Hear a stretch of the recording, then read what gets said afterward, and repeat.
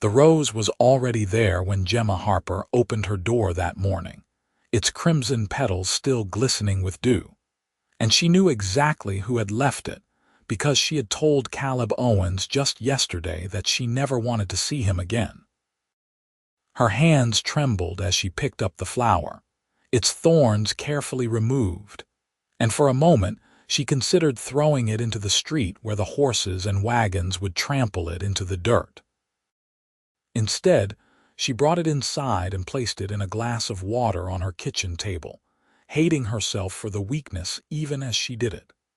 Elko, Nevada in the summer of 1885 was a town that never quite decided what it wanted to be.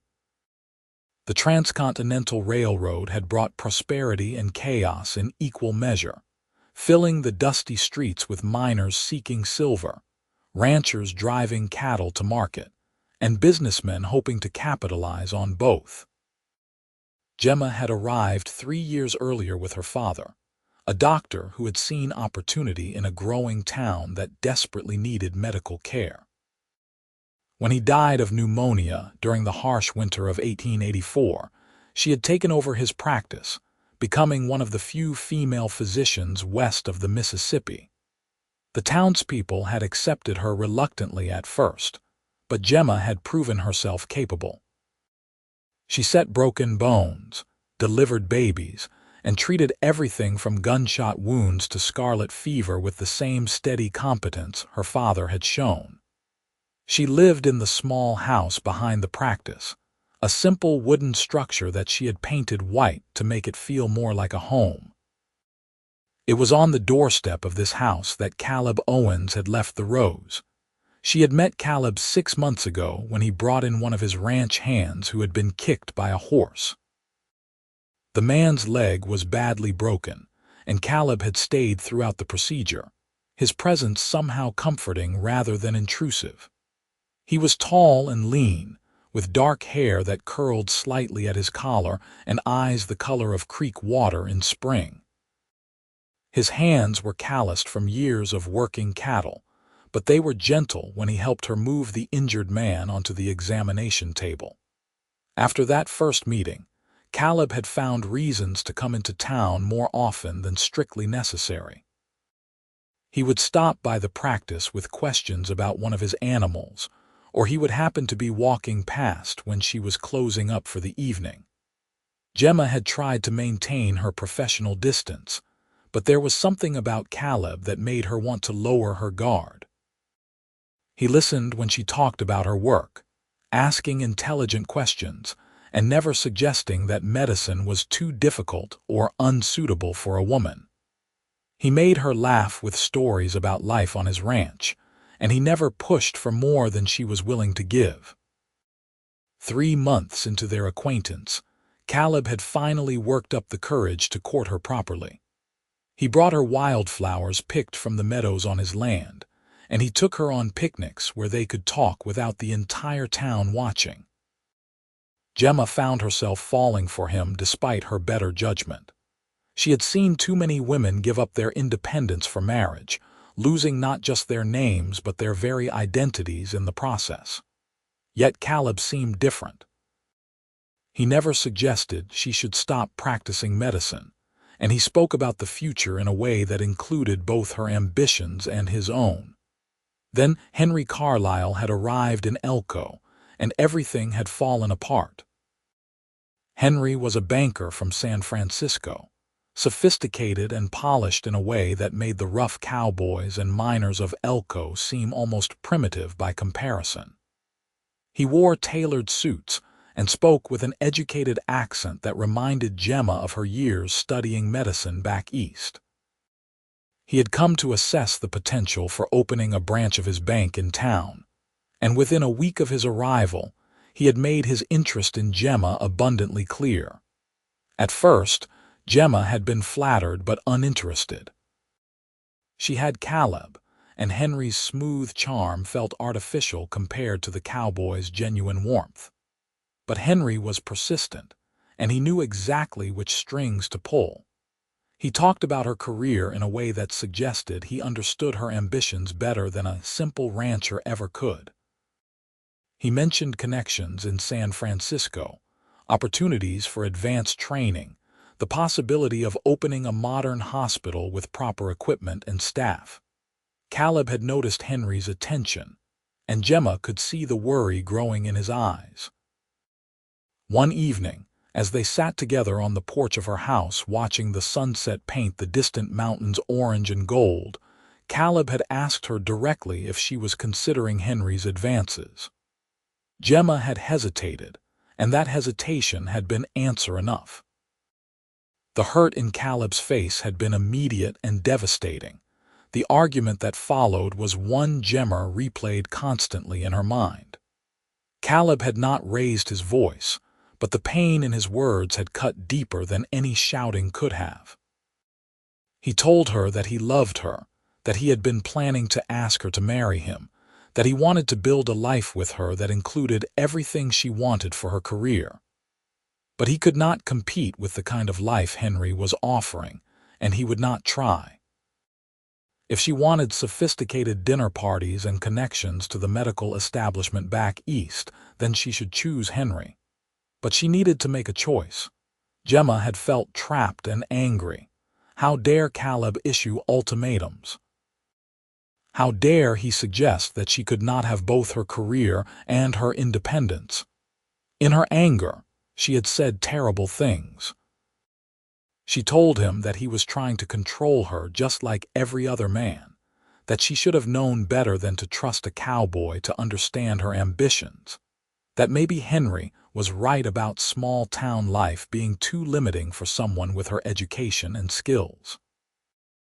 And then, in the heat of the moment, she had told him that she never wanted to see him again. Caleb had stood there for a long moment, his face pale in the fading light.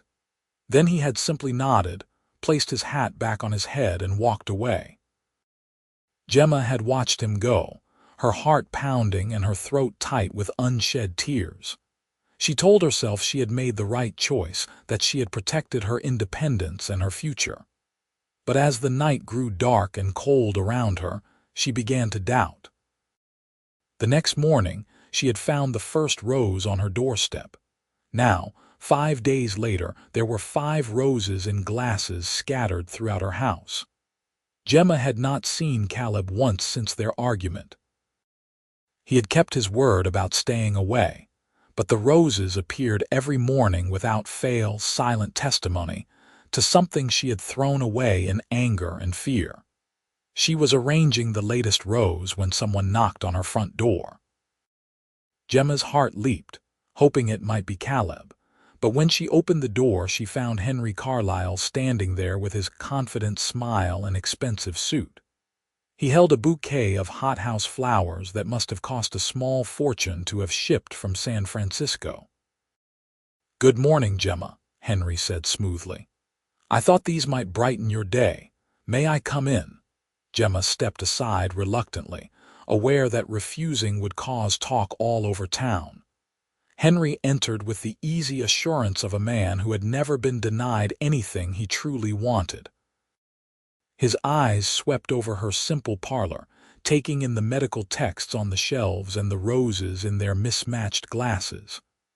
"I see you have admirers," Henry commented, his tone light but his eyes calculating. "Though I must say, wildflowers seem a rather humble offering for a woman of your caliber."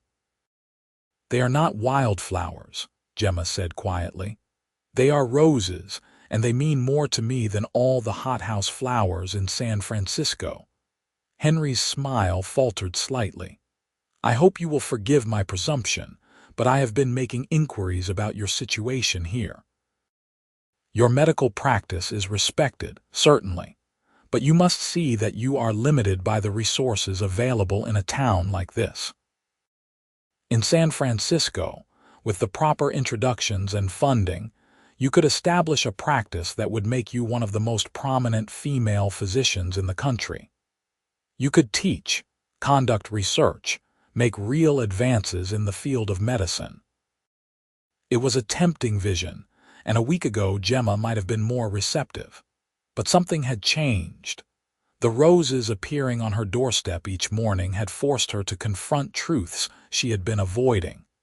Caleb was not trying to limit her or control her. He was simply showing her, in the only way he knew how, that he was still there and that his feelings had not changed despite the terrible things she had said. "That is a generous offer, Henry," Gemma said carefully, "but I have built a life here. These people depend on me, and I cannot simply abandon them for the promise of something better elsewhere." "You could do so much more good with better resources," Henry pressed.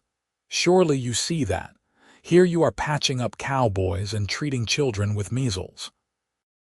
In San Francisco, you could be pioneering new treatments, training the next generation of physicians, making contributions that would benefit thousands rather than hundreds." "Medicine is not just about grand achievements," Gemma replied, feeling her irritation rise. "It is about caring for the people right in front of you, meeting their needs in whatever circumstances you find yourself. The miners and ranchers and families of Elko deserve quality medical care just as much as the wealthy people of San Francisco." Henry's expression hardened slightly. "I see that rancher has more influence over you than I thought. Gemma, you are an intelligent woman. Surely you can see the difference between sentiment and sense. What future does he offer you?" "A life on a cattle ranch, probably bearing children year after year until your medical skills are forgotten. You would waste everything you have worked for, everything your father wanted for you." The mention of her father struck a nerve, but not in the way Henry intended. Gemma remembered her father's words from years ago, when she had first expressed interest in studying medicine. He had told her that the measure of a doctor was not in the prestige of their practice or the fame of their discoveries, but in their willingness to serve whoever needed them. He had chosen to come to Elko not because it offered him glory or wealth, but because the people here desperately needed a good physician. "My father wanted me to be happy and to use my skills to help others," Gemma said firmly. "He never suggested that either of those goals required me to pursue fame or status. I appreciate your interest, Henry, but I think it would be best if you redirected your attention elsewhere. I am not interested in moving to San Francisco, and I am not interested in pursuing a relationship with you." For a moment, Henry's polished facade cracked, revealing genuine anger beneath. "You are making a mistake," he said coldly. "That cowboy cannot give you the life you deserve. He will expect you to be a rancher's wife, not a physician. You will regret choosing him over the opportunities I could provide." "Perhaps," Gemma acknowledged, "but it will be my mistake to make, not yours. Good day, Henry." After he left, Gemma sat down heavily in her father's old chair. She had burned her bridges with Caleb and now with Henry as well. But the relief she felt told her something important. She did not want the life Henry offered, tempting as it might seem on the surface. She wanted the life she had been building here in Elko, with all its challenges and limitations. And she wanted Caleb. The question was whether Caleb would still want her after the things she had said. The roses suggested that his feelings had not changed, but could he truly forgive her for doubting him so completely? Gemma had wounded him deeply with her accusations and her cruel words. She had suggested that he was trying to control her when all he had done was love her honestly. She needed to apologize, but the thought of facing him filled her with anxiety. What if the roses were just his way of saying goodbye? What if his love, tested by her rejection, had transformed into something else? Gemma stood and paced her small parlor, wrestling with her fear and her pride. She had never been good at admitting when she was wrong, a trait her father had gently chided her about throughout her childhood. But this was too important to let pride stand in the way. The next morning, Gemma woke before dawn with a plan. She dressed carefully in her best day dress, a deep blue cotton that brought out the green in her hazel eyes. She braided her auburn hair and pinned it up neatly, then gathered her medical bag. If she was going to see Caleb, she would do it properly, not sneaking around in the middle of the night like she had something to be ashamed of. Caleb's ranch was about 5 miles outside of town, accessible by a road that wound through increasingly rugged terrain. Gemma had only been there twice before, both times for social calls that had filled her with a nervous excitement she had tried to hide. She hired a buggy from the livery stable, deflecting the curious questions of the stable hand with professional coolness. The sun was just clearing the eastern mountains when Gemma turned onto the long drive that led to Caleb's ranch. The spread was modest but well-maintained, with sturdy fences and a ranch house built from local timber. Cattle grazed in the distance, and she could see several ranch hands already at work despite the early hour. One of them, a grizzled older man she recognized as Caleb's foreman, watched her approach with undisguised interest.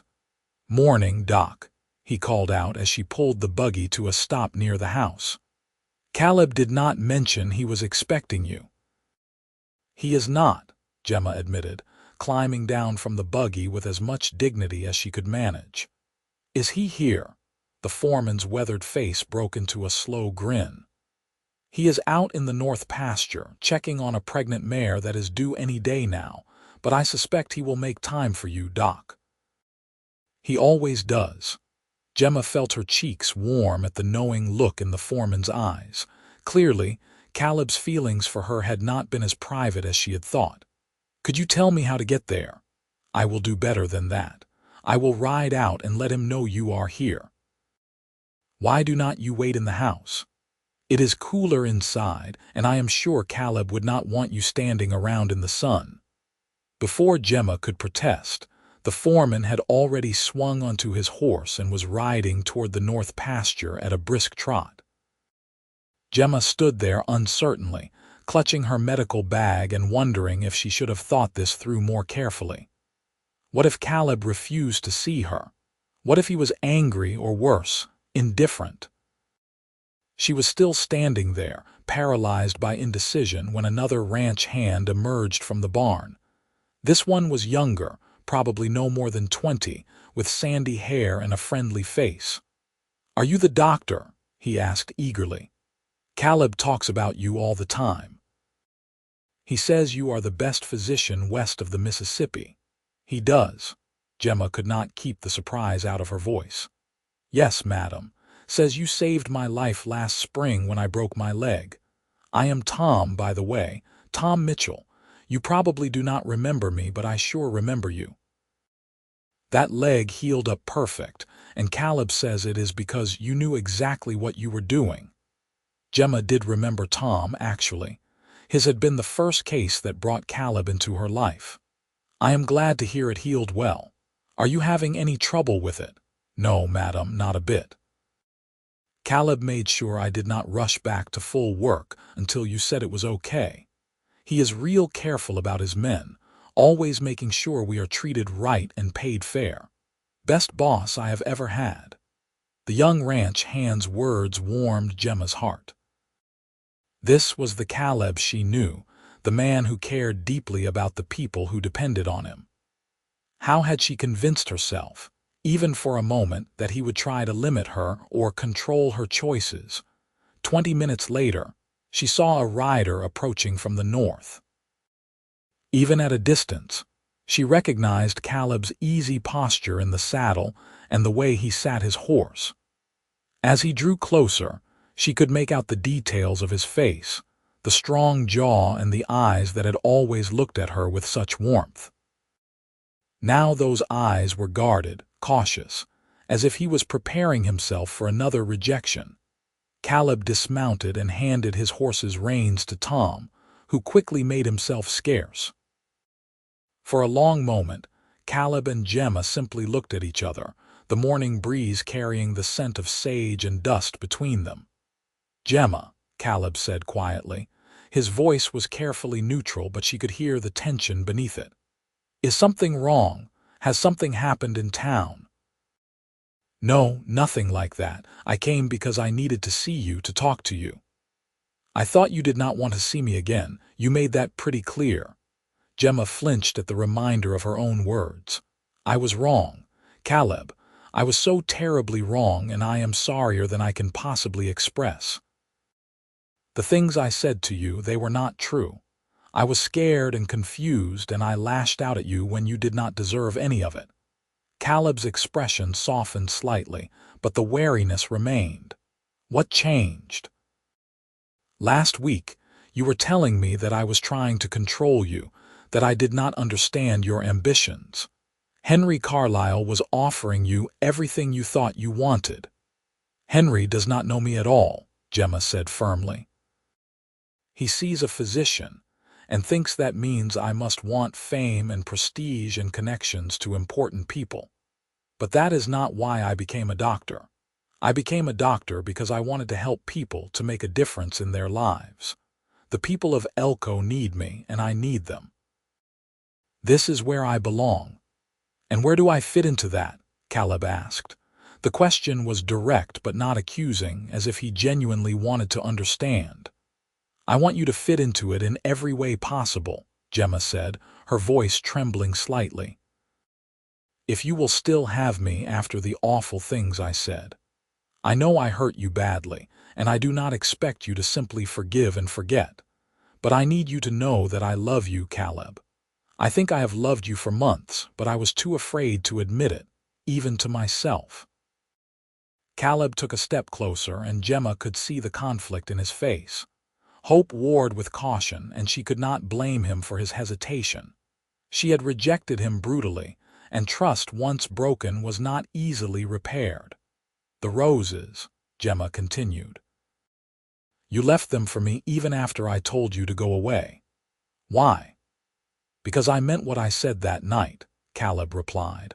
I love you, and that does not change just because you are scared or confused or even because you say hurtful things in anger. I have been in love with you since the day I watched you set Tom's leg without flinching, talking to him gently the whole time to keep him calm. I saw your strength and your compassion, and I knew I had found something rare and precious. I left the roses because I wanted you to know that I was not giving up on us, even if you had. Tears spilled down Gemma's cheeks before she could stop them. I do not deserve you. That is not for you to decide, Caleb said gently. He reached out and brushed the tears from her face with his calloused thumb. Gemma, I need you to understand something. I want you to keep practicing medicine. I want you to have everything you have worked so hard for. When I think about our future together, I imagine you coming home at the end of a long day and telling me about your patients, about the lives you saved or the children you helped bring into the world. I never wanted to take that away from you. I just wanted to be part of your life while you did it. I know that now, Gemma whispered. I think I always knew it, but Henry got into my head with his talk about opportunities and advancement. He made it sound like I had to choose between my career and a life with you. But that was never true, was it? Not from where I stand, Caleb agreed. Though I will admit, I handled it badly. I should not have given you an ultimatum. I was hurt and scared, and I reacted poorly. We both made mistakes. So where does that leave us? Gemma asked. She was standing so close to Caleb now that she could feel the warmth radiating from his body. I think that depends on what you want, Caleb said. I am still planning to ask you to marry me, Gemma Harper, but I want to make sure you are saying yes for the right reasons, not because you feel guilty or because Henry turned out to be wrong for you. I want you to be absolutely certain. I am certain, Gemma said without hesitation. I want to marry you and build a life together here in Elko. I want to keep practicing medicine, and I want to come home to you at the end of each day. I want to know that you are out here caring for your ranch and your cattle while I am in town caring for my patients, and I want to fall asleep in your arms every night knowing that we are both doing work that matters. That is the life I want, Caleb. With you. Caleb's face lit up with joy so pure and intense that it took Gemma's breath away. He pulled her into his arms, holding her close as if he would never let her go. "Then I will ask properly," he said, his voice rough with emotion. He released her just long enough to drop to one knee, looking up at her with those creek-water eyes that had captured her heart months ago. "Gemma Harper, will you do me the honor of becoming my wife?" "Yes," Gemma said, laughing and crying at the same time. "Yes, I will marry you." Caleb stood and kissed her then, a kiss that held all the longing and fear and hope of the past week. Gemma kissed him back with everything she had, pouring into it all the words she had been too proud or too scared to say before. When they finally broke apart, both of them were breathing hard and grinning like fools. "I do not have a ring yet," Caleb admitted. "I had one picked out, but after our fight, I was not sure if I would ever get the chance to give it to you." "I do not need a ring right now," Gemma assured him. "I just need you." They spent the rest of the morning at the ranch, and Caleb showed Gemma around his property with obvious pride. He introduced her to the pregnant mare he had been checking on, a beautiful chestnut with intelligent eyes. He explained his plans for expanding the herd and possibly diversifying into horse breeding. Gemma listened with genuine interest, asking questions and offering observations that showed she understood more about ranch life than Caleb had expected. "My father grew up on a farm in Ohio," Gemma explained when Caleb commented on her knowledge. "I spent my summers there as a child, helping with the animals and learning about the rhythms of agricultural life. It is not so different from ranching in many ways." "You are full of surprises," Caleb said admiringly. "Is there anything you cannot do?" "I am a terrible cook," Gemma admitted with a laugh. "My father and I lived mostly on simple meals and whatever the neighbors took pity on us and brought over. Fair warning, if you are marrying me for my culinary skills, you are going to be very disappointed." "Good thing I hired a cook for the ranch house then," Caleb said. "Mrs. Chen is a widow from the Chinese community that settled near the railroad. She needed work and a place to stay, and I needed someone who could feed my men without poisoning them. It has worked out well for everyone." As if summoned by the mention of her name, an older Chinese woman emerged from the ranch house carrying a basket. She approached them with a slight bow, her face lined but her eyes sharp and observant. "Mr. Owens," she said in accented but clear English, "you did not tell me we would have a guest for lunch. I would have prepared something more special. Mrs. Chen, this is Dr. Gemma Harper," Caleb said, his pride evident in his voice. "She has just agreed to marry me, which makes her the future mistress of this ranch." Mrs. Chen's eyes widened, and then she broke into a delighted smile. "Ah, this is wonderful news. I have been telling Mr. Owens he needs a wife. This house is too quiet for a young man. Dr. Harper, you are very welcome here. Please, you must stay for lunch. It is nothing fancy, just beef stew and fresh bread, but it is good and filling." "That sounds perfect," Gemma said warmly. She liked Mrs. Chen immediately, appreciating both her directness and her obvious affection for Caleb. Lunch was indeed simple but delicious, and Gemma found herself enjoying the easy camaraderie between Caleb and his ranch hands. They treated their boss with respect, but also with genuine fondness, joking and laughing in a way that spoke to a good working relationship. Several of them congratulated Gemma on her engagement, and Tom Mitchell actually blushed when he shyly offered his best wishes. "You have built something good here," Gemma told Caleb as they walked toward her buggy later that afternoon. "I can see why you love this ranch so much. It is more than just land and cattle. It is a community." "That is what I have always tried to create," Caleb agreed. "My father believed that a good rancher takes care of his men the same way he takes care of his animals, fairly, consistently, with respect for their needs and dignity. I have tried to follow that example." "He would be proud of you," Gemma said softly. I hope so. He died when I was 18, and I have been running this place ever since. Some years have been harder than others, but we have always made it through. Gemma did the math quickly in her head.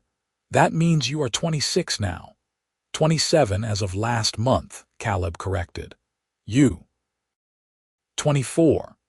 I graduated from medical school at 22, which was considered quite young.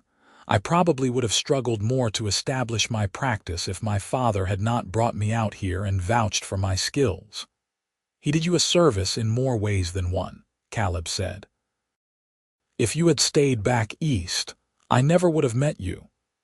As Gemma drove back to town, her heart felt lighter than it had in weeks. She and Caleb had set a tentative date for the wedding. 3 months from now, in late October when the worst of the summer heat had passed, and the fall colors would be starting to show in the mountains. It would give them time to plan properly, and for Gemma to prepare her practice for the changes marriage would bring. The next few weeks passed in a blur of activity. Gemma threw herself into her work with renewed energy, finding joy in even the most routine tasks. She delivered 2 babies, set a broken arm, and successfully treated a case of blood poisoning that could easily have been fatal if the patient had waited any longer to seek help. Word of her engagement to Caleb spread through town with the speed of wildfire, and Gemma found herself on the receiving end of congratulations and good wishes from nearly everyone she met. Henry Carlisle left town without saying goodbye, which relieved Gemma more than she cared to admit. She heard from the owner of the hotel, where he had been staying, that Henry had declared Elko too provincial for his bank's interests, and returned to San Francisco in disgust. Gemma felt a small pang of guilt that her rejection had influenced his business decision, but mostly she was just grateful to have that complication removed from her life. Caleb came into town 3 or 4 times a week, always finding time to visit Gemma even when he was busy with ranch business. They took walks together in the cool of the evening, discussing their plans for the future and learning more about each other with each conversation. Gemma discovered that Caleb was an avid reader despite his limited formal education, and that he had strong opinions about everything from politics to poetry. Caleb learned that Gemma had a dry sense of humor that caught him off guard and made him laugh, and that she could hold her own in a debate about nearly any subject. One evening, as they sat together on the porch of Gemma's house watching the stars emerge in the darkening sky, Caleb brought up a subject they had been dancing around. "I have been thinking about where we will live after we are married," he said carefully. "The ranch is my home, and I need to be there to run it properly. But I know your practice is here in town, and your patients need you to be accessible. I do not want to ask you to make that 5-mile ride every day, especially in winter when the weather can turn dangerous." Gemma had been thinking about this problem as well. What if we maintained both residences? I could stay here in town during the week when I have patients to see and come out to the ranch on weekends. It is not ideal, but it might be the best compromise. Caleb frowned. "I do not like the idea of us spending so much time apart, especially in the beginning of our marriage. We should be together, building our life together." "I agree, but I do not see another solution, unless you want to move into town, which would make running your ranch nearly impossible." "There might be another option," Caleb said slowly. "What if we built a small clinic right here in town, separate from your living quarters? You could hire an assistant, someone to handle the basic cases and emergencies when you are not available. That way you would not have to be on call every single hour of every single day. You could keep your current house as the clinic, and we could live at the ranch, and you would come into town 3 or 4 days a week for scheduled appointments and procedures." Gemma considered this. The idea of hiring an assistant had occurred to her before, but she had always dismissed it as too expensive. However, With Caleb's resources combined with her own, it might actually be feasible. And the thought of having someone to share the burden of constant availability was undeniably appealing. "Who would I hire?"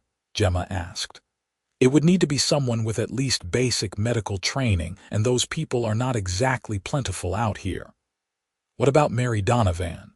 She worked as a nurse during the war, and I know she has been looking for employment since her husband died last year. She has 3 children to support, and the sewing she does barely keeps them fed. I think she would jump at the chance for steady work, and you could train her in the specifics of what you need." Mary Donovan was a woman Gemma knew slightly, a quiet widow in her early 30s who attended the same church as many of the townspeople. Gemma had seen her once professionally, when the youngest Donovan child had come down with whooping cough. Mary had impressed Gemma with her calm competence and her clear knowledge of basic nursing care. "That is actually a brilliant idea," Gemma said slowly. "Mary would be perfect. She already has the basic skills, and I think she would be dedicated and hardworking. Plus, having a nurse on staff would allow me to take on more complex cases because I would have someone to assist during procedures." "So you like the idea?" Caleb asked hopefully. "I love the idea. Caleb, you are solving problems I did not even realize had solutions. This way I can continue my practice without sacrificing our marriage or my health. I have been running myself ragged trying to be available 24 hours a day, and I know it is not sustainable in the long term." "Then we will make it happen," Caleb said decisively. "We will approach Mary tomorrow, and if she agrees, we can work out the details of compensation and responsibilities.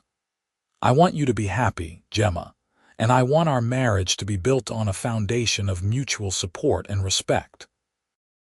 That means finding ways for both of us to thrive, not forcing one of us to sacrifice for the other." Gemma leaned her head on Caleb's shoulder, feeling a deep contentment settle over her. "How did I get so lucky to find you?" "I think luck had very little to do with it," Caleb replied, wrapping his arm around her. "I think we found each other because we were both looking for something real and honest in a world that often values neither of those things."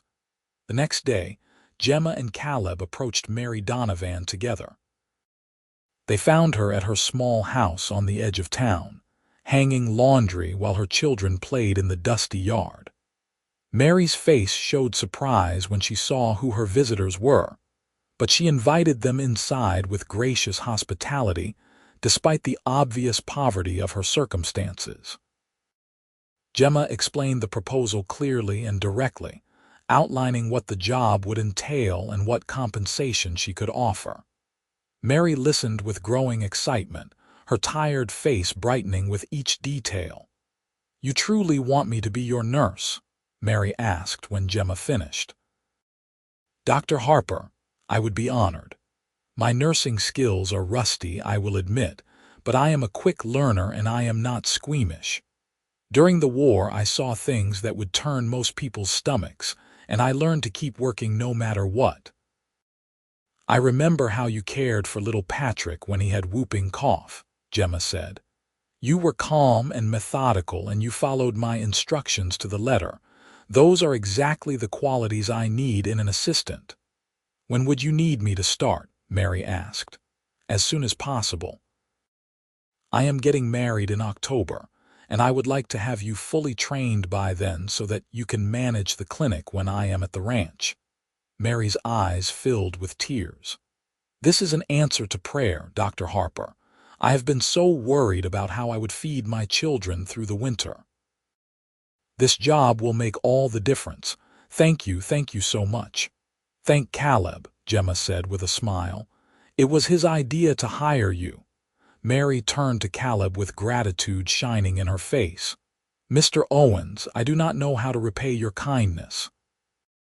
"No repayment necessary," Caleb said firmly. "Just take good care of Gemma's patients and help her build the best medical practice in Nevada. That will be thanks enough." Over the next few weeks, Gemma trained Mary intensively in the specifics of running the clinic. Mary proved to be everything Gemma had hoped for: intelligent, hardworking, and genuinely caring about the patients. She picked up new skills quickly and asked insightful questions that showed she was thinking deeply about the work. Gemma found herself actually looking forward to the training sessions, enjoying the opportunity to teach and discuss medical cases with someone who shared her passion for healing. As October approached, the town began preparing for the wedding.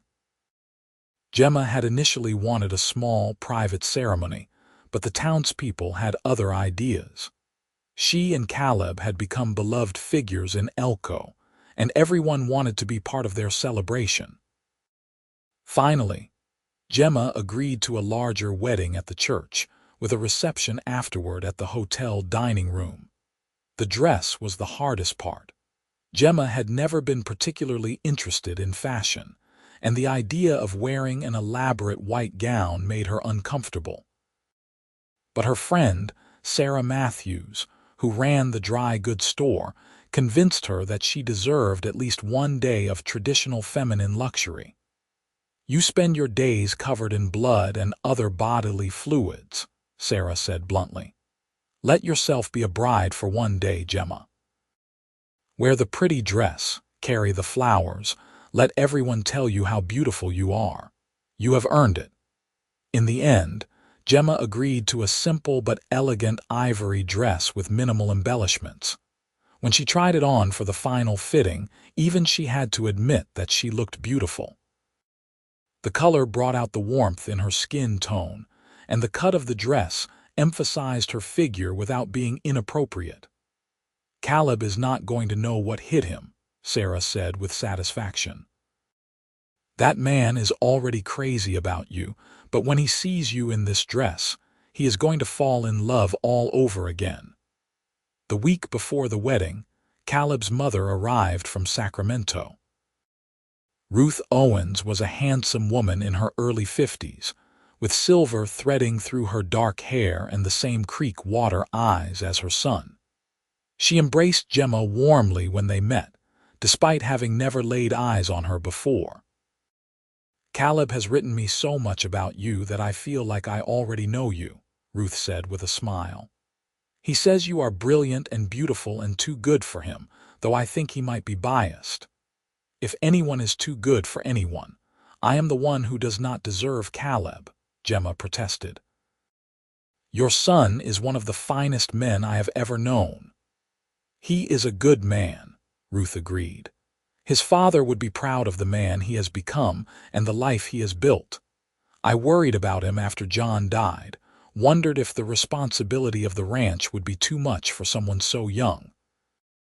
But Caleb rose to the challenge, and he has done it with integrity and grace. He told me that his father taught him how to be a good rancher," Gemma said. "John taught him more than ranching," Ruth replied. "He taught him about honor and fairness and treating people with dignity regardless of their station in life. Those lessons have served Caleb well, and now he has found a woman who shares those same values. I could not be happier about this marriage, Gemma. Truly." The wedding day dawned clear and bright, with a crisp autumn chill in the air that promised winter was not far behind. Gemma woke early in her little house behind the clinic, her stomach churning with a mixture of excitement and nerves. Mary Donovan arrived soon after sunrise to help her prepare, bringing flowers from her own small garden and a calm, steady presence that helped settle Gemma's anxiety. "You are going to be a beautiful bride," Mary said as she helped Gemma into the ivory dress. "And more importantly, you are going to be happy. Mr. Owens is a good man, Dr. Harper. You chose well." "I almost did not choose him at all," Gemma admitted. "I almost let fear and pride cost me the best thing that ever happened to me." "But you did not," Mary pointed out. "You recognized your mistake and you fixed it. That takes courage and humility, two qualities that will serve you well in marriage." The church was packed when Gemma arrived, with townspeople filling every pew and spilling out into the yard. Gemma was touched by the turnout, recognizing faces of patients she had treated, neighbors who had welcomed her to Elko, and friends who had supported her through the difficult early days after her father's death. And then there was Caleb, standing at the front of the church in a new suit that fit him perfectly. His dark hair was neatly combed, though a rebellious curl still escaped to fall across his forehead. When their eyes met, Gemma saw such love and joy in his face that it took her breath away. This was real.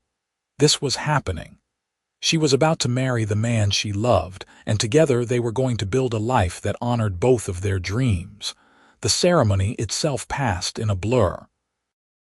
Gemma heard herself speaking the traditional vows, promising to love and honor Caleb for the rest of her life. She heard Caleb make the same promises to her, his voice steady and sure.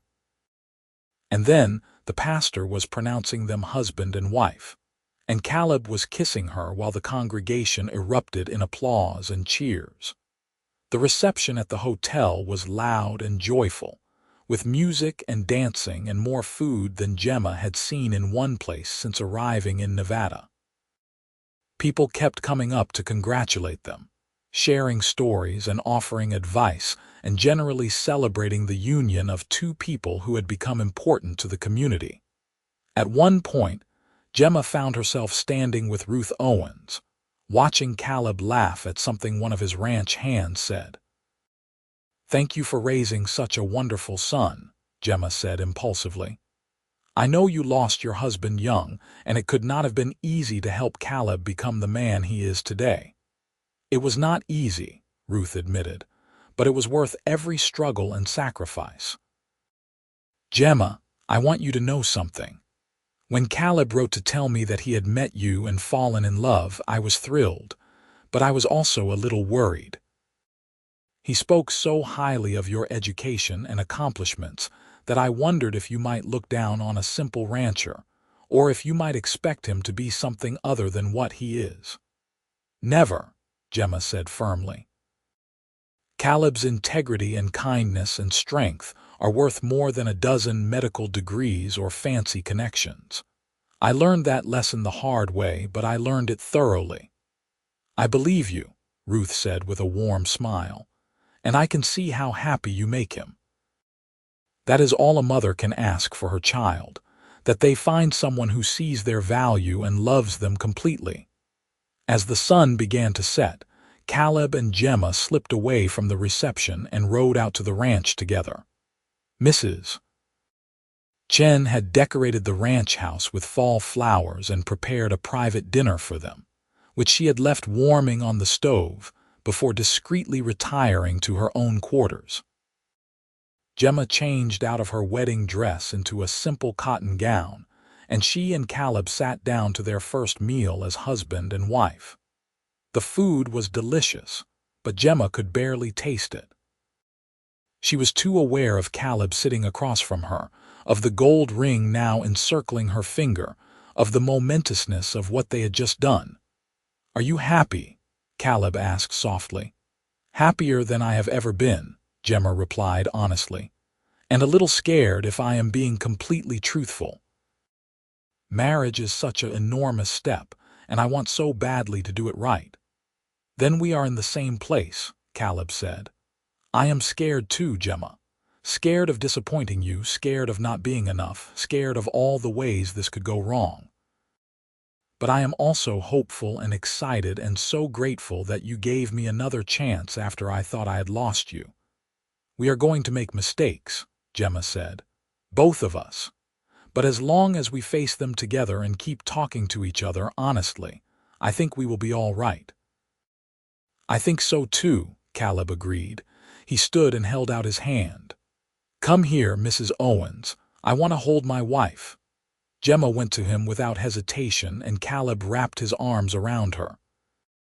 They stood there in the kitchen of the ranch house, holding each other as the last light faded from the sky and the stars began to emerge.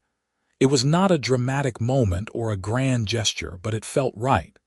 It felt like home. That night, Gemma and Caleb began their marriage in the bedroom that would now be theirs together. Caleb was gentle and patient, taking his time to make sure Gemma was comfortable and cared for. Gemma had seen enough in her medical practice to understand the mechanics of physical intimacy. But the reality of it with Caleb was different than anything she had imagined. It was tender and awkward and passionate all at once, and when it was over they lay together in the darkness, talking softly about nothing and everything. "I was terrified that you would marry Henry Carlisle," Caleb admitted. "Every day that you did not come to find me, I convinced myself a little more that I had lost you. The roses were the only thing I could think to do, the only way to tell you that I still loved you without violating your request to leave you alone." "I am sorry I put you through that," Gemma whispered. "I was so confused and scared. Henry was offering me a life that looked perfect on the surface, and I thought maybe I was foolish to turn it down. But every morning when I found another rose, I was reminded of what really mattered. You never gave up on me, even when I had given up on us." "I could never give up on you," Caleb said simply. "You are the best thing that has ever happened to me, Gemma. From the first moment I saw you, so focused and competent and compassionate, I knew you were special. I would have waited a lifetime for you to realize we belonged together." Over the next few weeks, Gemma and Caleb settled into married life. The arrangement they had worked out proved to be effective. Gemma spent Monday through Thursday in town at the clinic, with Mary Donovan handling the minor cases and emergencies that came up. On Friday afternoons, Gemma would ride out to the ranch, and she would spend the weekends there with Caleb. It was not perfect, and there were nights when Gemma missed having Caleb beside her, but it allowed both of them to maintain their professional commitments while still building their marriage. Mary proved to be even more capable than Gemma had hoped. She handled the routine cases with confidence and called Gemma in immediately when something more complex arose. The patients liked her warm bedside manner, and several of the mothers in town specifically requested Mary when bringing their children in for minor ailments. Gemma found herself actually able to relax slightly, knowing that the clinic was in good hands even when she was not there. Winter came early that year, with snow falling in November and temperatures dropping well below freezing. Gemma worried about making the ride between town and the ranch in harsh weather, but Caleb had prepared for this. He arranged for one of his ranch hands to escort Gemma each week, and he made sure she had the warmest possible clothing and a covered sleigh for the worst days. The winter also brought its share of medical challenges. Pneumonia, influenza, and frostbite kept Gemma busy throughout December and January. She lost 2 patients to pneumonia despite her best efforts, and each death weighed heavily on her. Caleb held her through those difficult nights, letting her grieve and process, and then gently reminding her of all the lives she had saved. In February, Ruth Owens came to visit again, this time staying for several weeks. Gemma enjoyed getting to know her mother-in-law better, and Ruth proved to be helpful around both the clinic and the ranch. She had raised Caleb largely on her own after her husband's death, supporting them by taking in sewing and working as a housekeeper, and she had developed a practical competence that Gemma admired. One evening, as the 3 of them sat around the dinner table at the ranch, Ruth broached a subject that had been on Gemma's mind.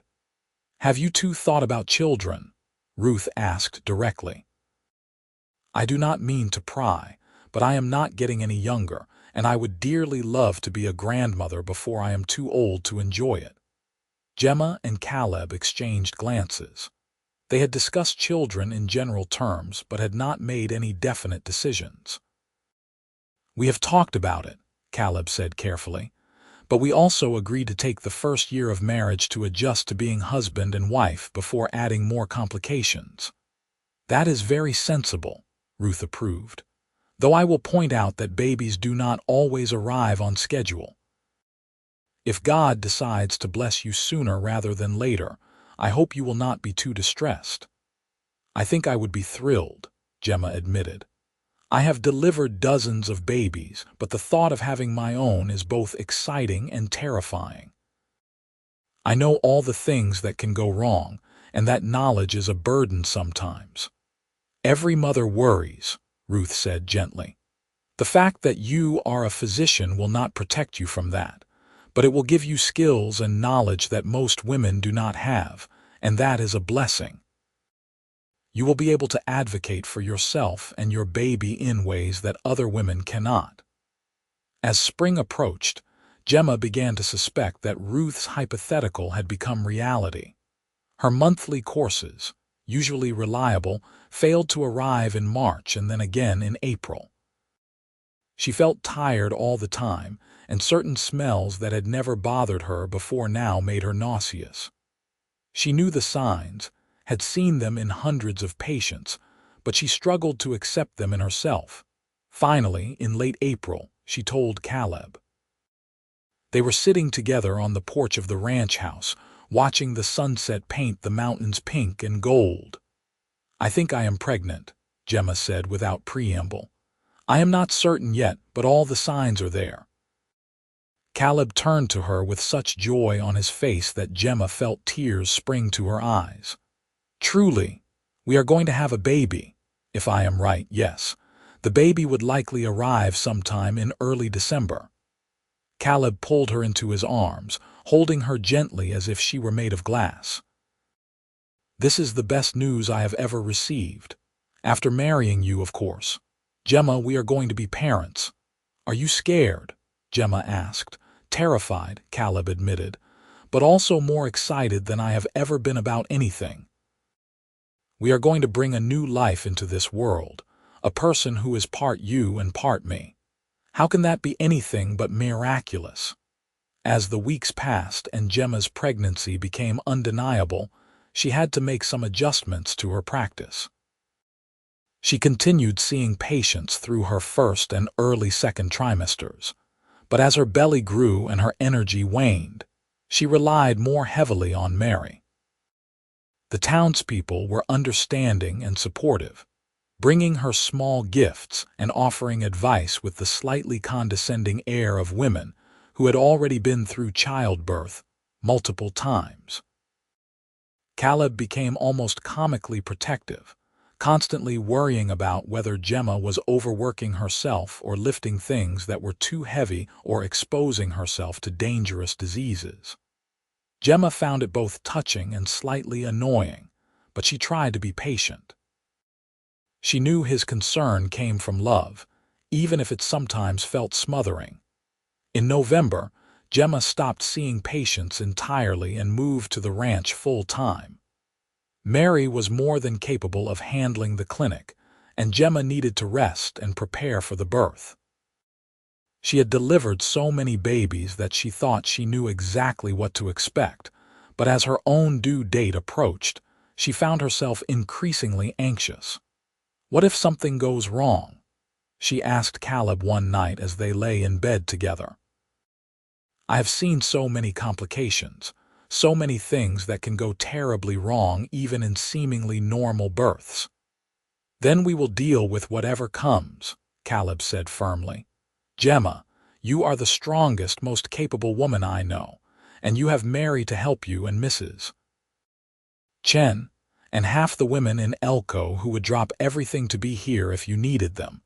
You are not going to face this alone. On December 3rd, Gemma woke in the pre-dawn darkness with the first contractions. They were mild at first, just a tightening sensation across her belly, but she recognized them immediately for what they were. She woke Caleb, who immediately sent one of the ranch hands racing into town to fetch Mary. The labor progressed slowly but steadily throughout the morning. Mary arrived within 2 hours, calm and competent and ready to support Gemma through the process. Mrs. Chen boiled water and gathered towels and generally made herself useful. Caleb stayed by Gemma's side, holding her hand and talking to her softly between contractions. By mid-afternoon, Gemma was in serious pain and beginning to understand why women screamed during childbirth. All her medical knowledge felt useless in the face of the overwhelming physical sensations racking her body. She bore down when Mary told her to, breathed when Caleb reminded her, and tried not to think about all the things that could still go wrong. And then, just as the sun was setting, she felt the baby crown. One more tremendous push, and suddenly there was a baby crying lustily, and Mary was laughing and saying, "It is a boy, doctor. You have a beautiful baby boy." Caleb cut the cord with shaking hands, and then Mary placed the baby in Gemma's arms. He was tiny and red and absolutely perfect, with a shock of dark hair and eyes that would probably turn the same creek water green as his father's. Gemma looked down at her son and felt such overwhelming love that it almost frightened her. "Hello, little one," she whispered. "Welcome to the world." "He is perfect," Caleb said in wonder, touching the baby's tiny hand with one careful finger. "Gemma, we made a person, an actual person." "We did," Gemma agreed. She looked up at her husband, seeing tears streaming down his face. "What should we name him?" They had discussed names but never settled on anything definite. Now, looking at their son, Caleb said, "What about John, after my father, if that feels right to you?" "John Owens," Gemma said, testing the name. "I like it. It is strong and classic, and it honors your father. John it is."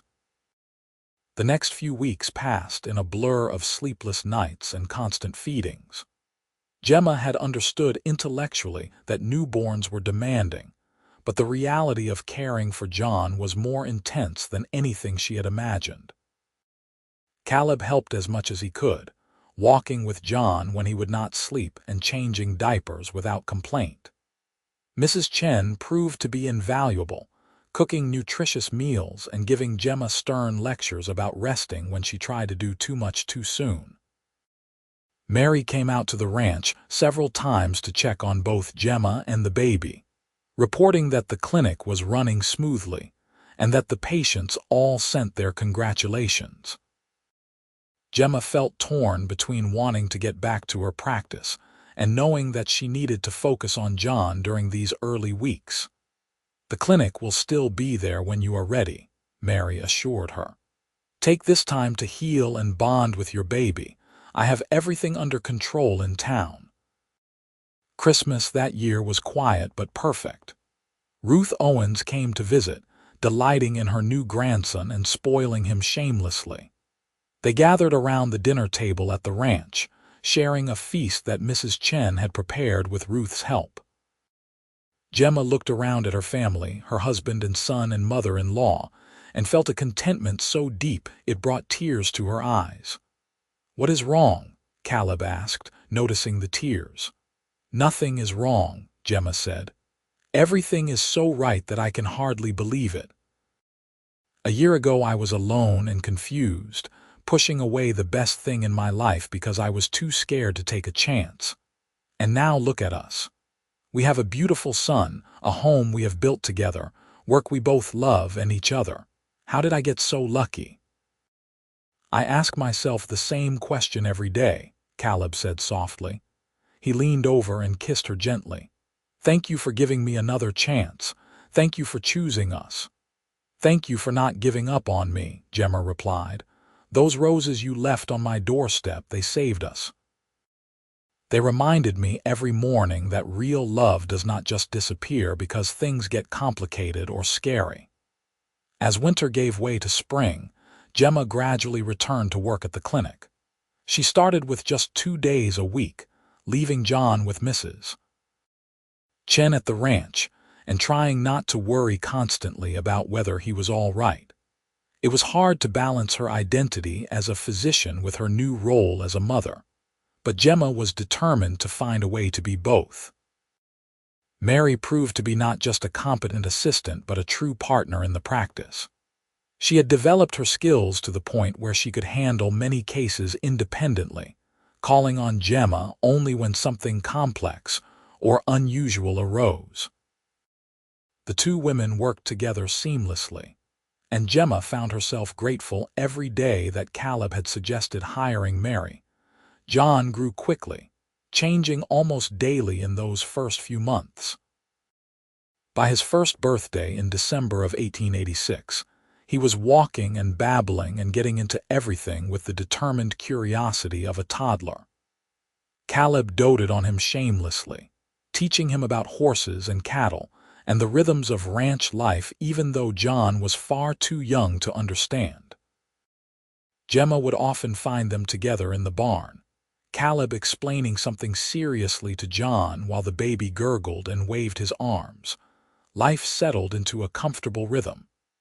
Gemma spent Monday through Wednesday at the clinic, then the rest of the week at the ranch with Caleb and John. It was not always easy, and there were still moments when Gemma felt pulled in too many directions. But the love she shared with Caleb sustained her through the challenges, and watching John grow and thrive gave her joy she had never imagined possible.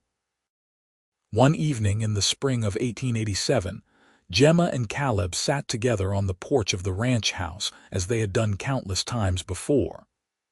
John was asleep inside, tired out from a day of exploring under his father's watchful eye. The air smelled of new grass and wildflowers, and in the distance they could hear cattle lowing peacefully. "You ever regret it?" Caleb asked suddenly. "Choosing this life instead of what Henry Carlisle offered? You could have had a prestigious practice in San Francisco, connections to all the important medical people, opportunities for advancement and recognition." Gemma turned to look at her husband, taking in his strong profile and the gentle hands that could manage a wild horse or soothe a frightened child with equal skill. She thought about the roses he had left on her doorstep, the patient way he had waited for her to find her way back to him, the life they had built together through compromise and communication and mutual respect. "I have never regretted it for a single moment," she said honestly. "Henry was offering me a fantasy, a life that looked perfect on the surface but would have left me empty inside. You offered me something real, a partnership where I could be fully myself and still be loved. You offered me a life where I could use my skills to help people who desperately needed care, where I could raise a family and practice medicine and be part of a community. How could I possibly regret that?" "I am glad," Caleb said simply. He reached for her hand, lacing his fingers through hers. "Because I cannot imagine my life without you. You are my best friend, my partner, the mother of my child, and the love of my life. Everything good in my world exists because you took a chance on a simple cowboy who fell in love with a brilliant doctor." "You are not simple," Gemma protested. "You are one of the most complex, interesting, wonderful men I have ever known. And I am the one who is grateful that you saw something in me worth fighting for." They sat together in comfortable silence as the stars began to emerge in the darkening sky.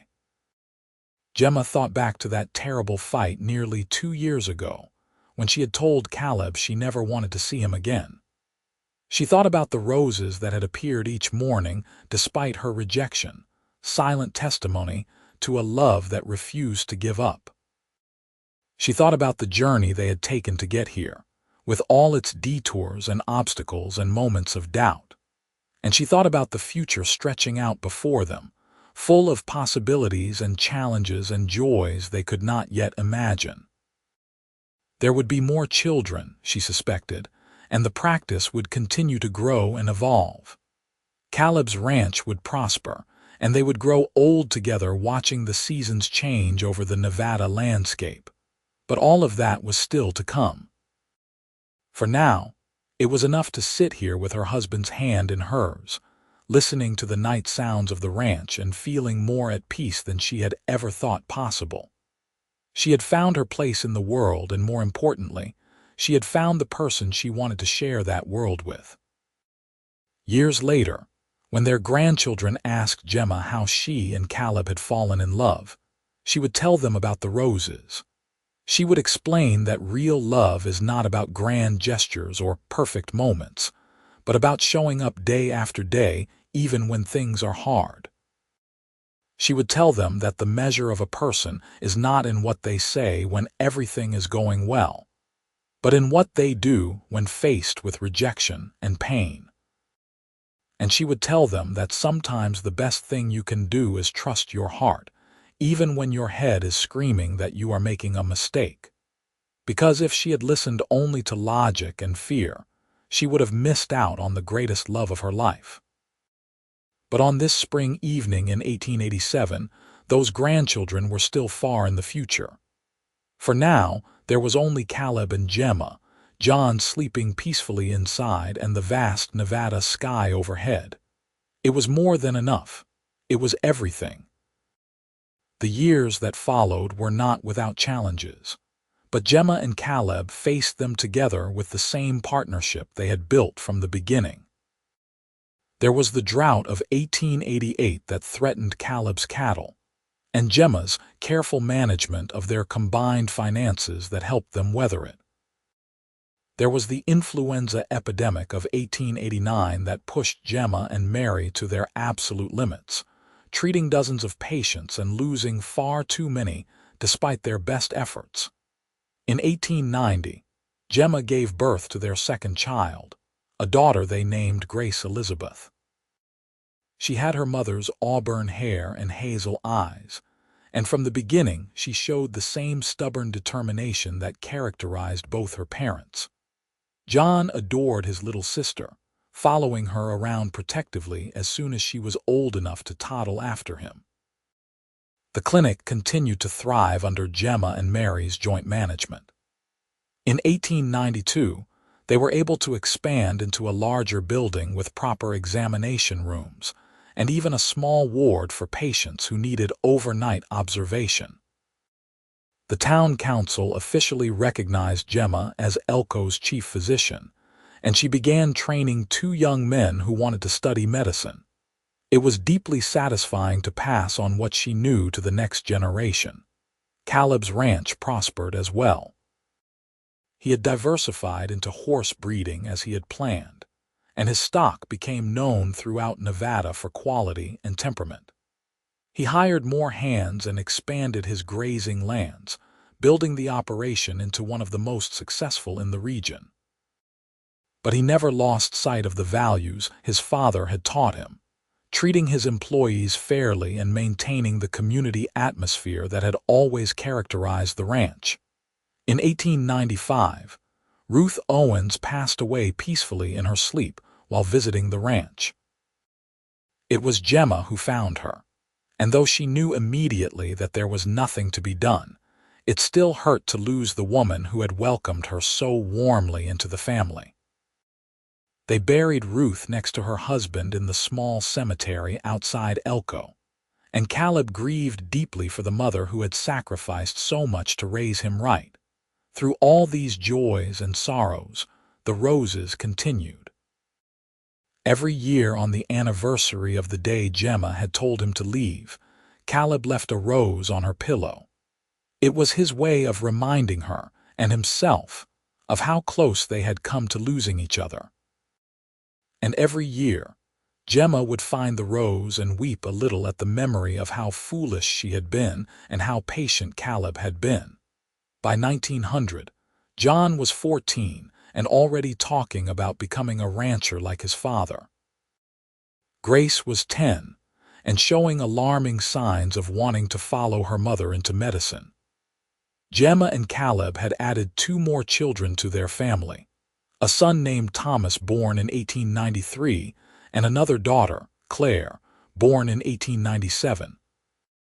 The ranch house had been expanded to accommodate the growing family, and it rang constantly with the noise and chaos of children. Gemma was 40 now, with silver beginning to thread through her auburn hair. Caleb was 43, his face lined by years of sun and wind, but his eyes still the same creek water green that had first captured her attention.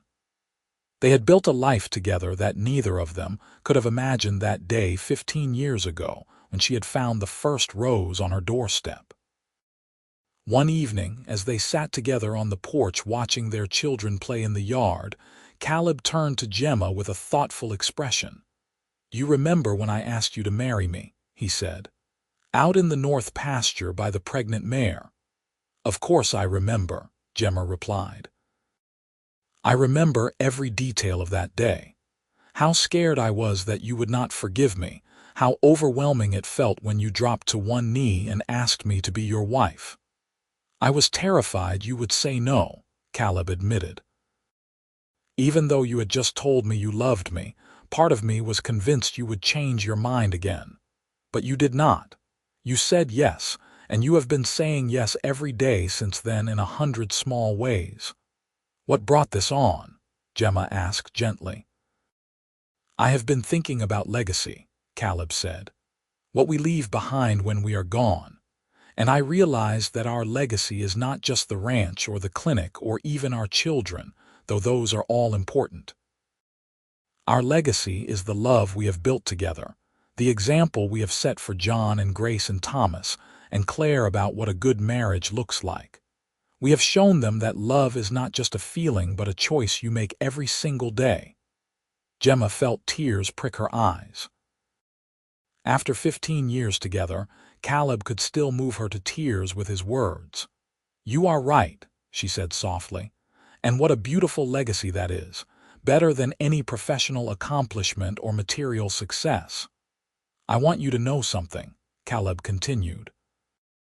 "Leaving those roses for you, waiting for you to come back to me, those were the hardest and most important days of my life. Because I had to trust that love was enough, that you would remember what we had and choose to fight for it. And you did. You came to the ranch and you apologized and you took a chance on us. That took tremendous courage, Gemma." "It was not courage," Gemma protested. "It was desperation. I could not stand another day without you." "That is courage," Caleb insisted. "Admitting you need someone, being vulnerable enough to risk rejection again. Those are some of the bravest things a person can do. You taught me that, Gemma. You taught me that strength is not about being invulnerable, but about being willing to be hurt for the sake of something that matters." They sat together as the sun set, painting the sky in shades of orange and gold and pink. Inside the house, Mrs. Chen was preparing dinner with Grace's enthusiastic but clumsy help. The boys were playing some complicated game involving horses and imaginary outlaws. It was an ordinary evening, the kind they had experienced hundreds of times before and would, God willing, experience hundreds of times again. But it was also extraordinary because they were living the life they had chosen together. A life built on love and trust and mutual respect, on compromise and communication, and the willingness to keep showing up even when things got hard. As the stars began to emerge in the darkening sky, Gemma leaned her head on Caleb's shoulder and thought about roses. About the thorns that had been carefully removed, about the dewdrops glistening on crimson petals, about the silent message of love that had appeared on her doorstep morning after morning, when she had thought all was lost. The roses had saved them, yes. But more than that, they had taught her something fundamental about love, that it persists even in the face of rejection, that it shows up every day without fanfare or expectation, that it removes the thorns and offers only beauty and sweetness, that it waits patiently for recognition and reciprocation, but never stops hoping. And so they sat together as they had done countless times before and would do countless times again, watching the night settle over their land and their family. Two people who had almost lost each other, but who had found their way back through roses and patience and the kind of love that refuses to give up. It was enough. It was everything. and it would be their legacy long after they were gone. That love, real love, is not about perfection or grand gestures, but about showing up every single day and choosing each other over and over again. The end.